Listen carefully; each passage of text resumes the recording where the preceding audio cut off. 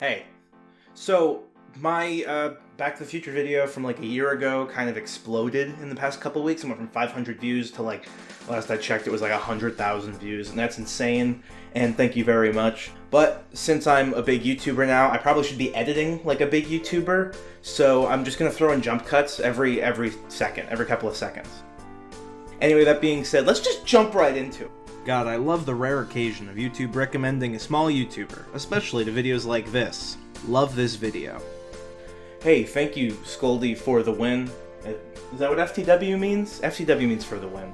Thank you so much. I went through like a phase last year where I was trying to make like video essays like every week, and that one just kind of exploded. I love making video essays. I want to continue doing it, and now that like I have a whole lot of time because the world ended, it'd be great to do that.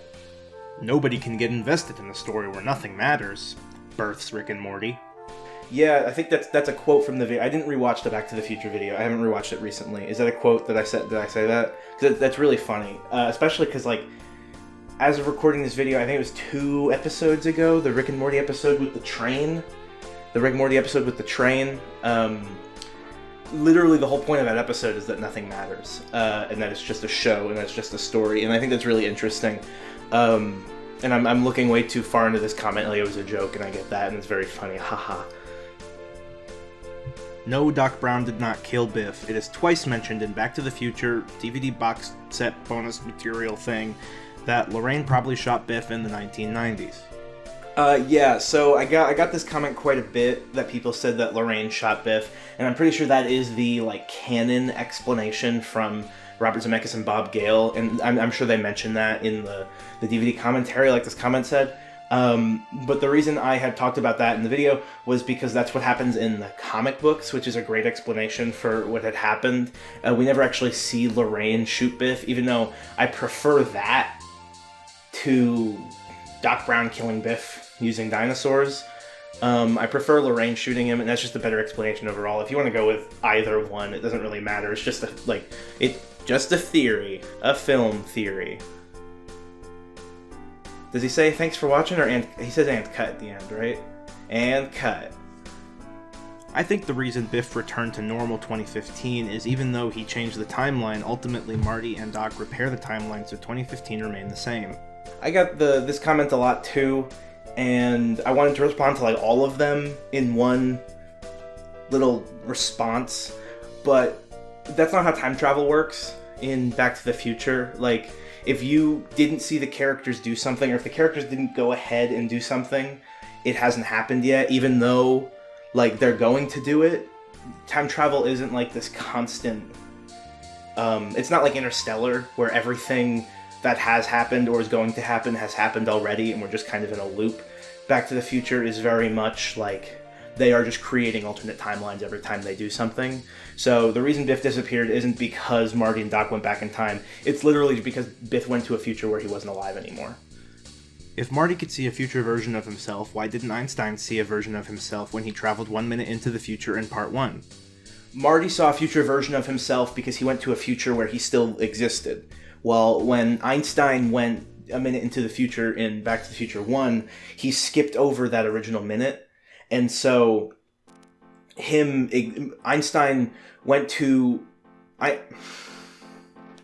if that makes any sense. You know, and I just said the Back to the Future... Yeah, I think that made sense to me. That made sense. So, they only changed the fact that Marty's father was still alive and Lorraine took her inheritance from Biff's money and rebuilt the town? So Biff didn't show back up in the DeLorean until Marty and Doc were leaving the house. So it's kind of like a threading the needle situation. If you believe in the whole, like, the gradual change ripple theory, if you believe in the whole ripple theory, it makes more sense that the ripple didn't happen until they left the house. If they would have gone back into the house, George would have been dead. Marty and Lorraine wouldn't be living there. It would be a completely different situation. Marty and Jennifer, not Marty and Lorraine. Your mic looks like something the neighbor's wife keeps in a top drawer. That's funny, because it's like a sex thing, right? My biggest plot hole. Biff's initial bet would have significantly changed history, and from that moment on, the almanac would be useless.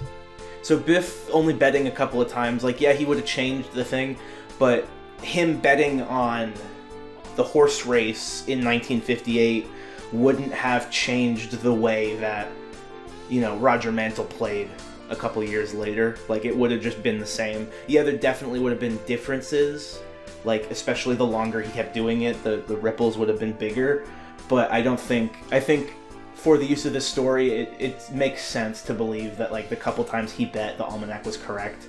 But definitely, like, the almanac would have changed. Every time he bet, the almanac would have changed. Interesting observation, Joey. I haven't read...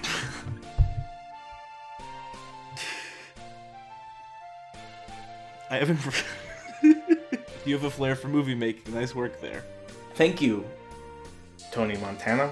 Thank you very much. I'm a film major in school, and yeah, I love it. And Back to the Future is like my favorite movie too, and it's something I've been watching pretty much every month since I like was born.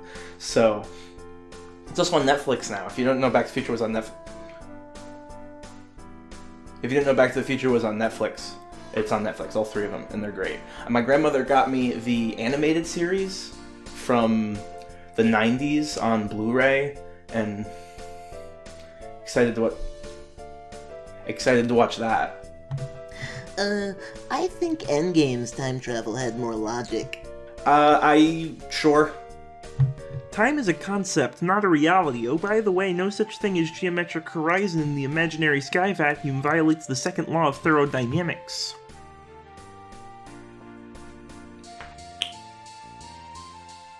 You're right about that one. Back to the Future series is actually a tale of tragedy.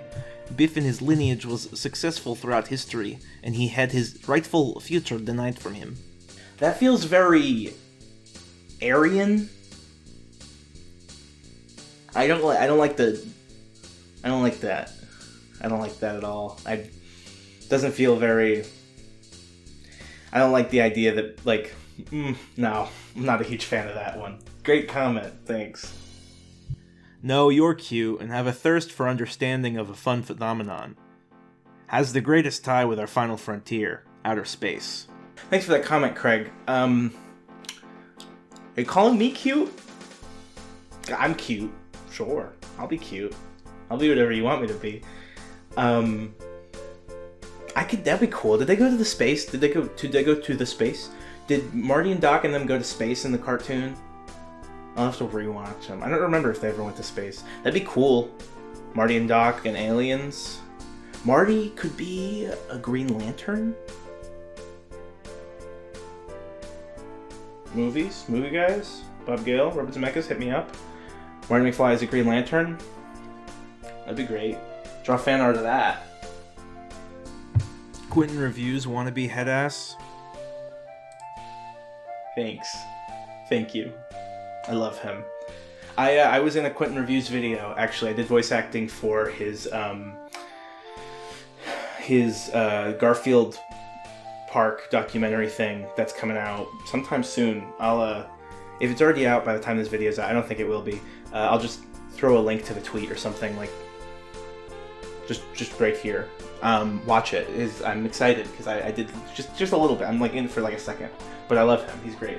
Actually, it could be argued that Doc states in the clip you played, the world will change around Einstein and Jennifer. So maybe that's what happened with Doc and Marty while in the future.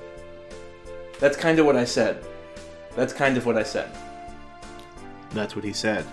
Oh, yeah, never mind. Thank you. Is it possible that the writers don't care about this as much as you do? Yes, definitely.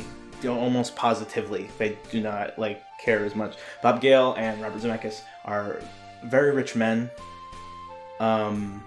very good writers, and they probably did not dwell on it as much as I have in my 21 years of being alive. My eyebrow is so long. That thing is sharp, dude. I've never noticed that. Oh my lord.